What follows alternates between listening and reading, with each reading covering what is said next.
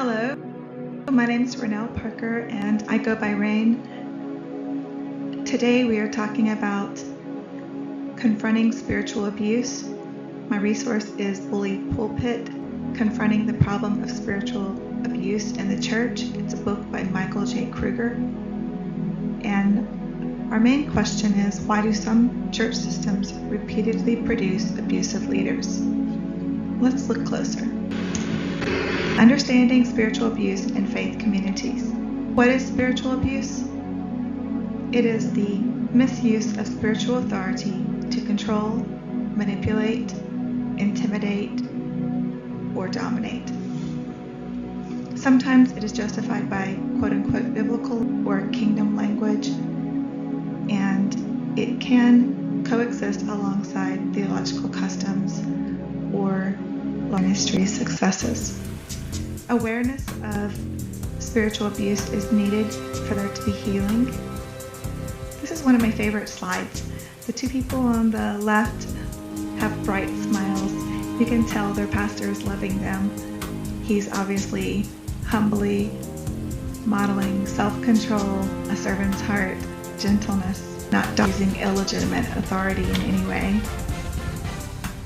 This screen shows 4 verses that Kruger mentioned in his book: Ezekiel 34, Mark 10, 1 Timothy 3, and 1 Peter chapter 5. And I also want to note a quote from John Calvin: Christ appoints pastors not to rule, but to serve. There can be systematic and cultural factors. Kruger identifies 5 dynamics to watch for: celebrity pastors, spiritual gifts prioritized over character, weak or absent accountability, distorted theology of authority, and defensive responses to criticism or perceived criticism.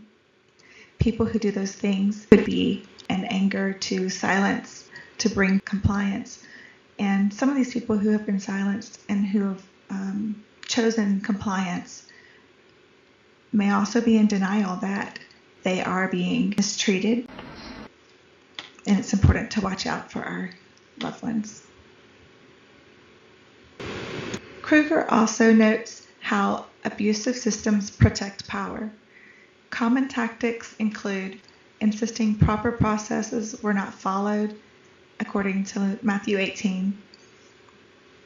These systems may claim slander or that people in the church are attacking them.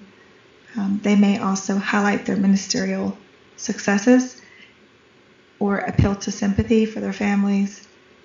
And sometimes these tactics are misleading, although sometimes they're legit. Sometimes they're being attacked, or sometimes they're not blame shifting or manipulating. There are true accusations against ministry, so discernment and being very careful is paramount, so that way we are not being a part of the enemy's devices to bring division in the church. Kruger notes that harm is compounded whenever institutions protect the person who's in authority who is perpetrating these behaviors against a person, and the consequences for that person are trauma and emotional pain, loss of faith and trust, and even depression, where they will withdraw physically. Remember that our bodies keep the score.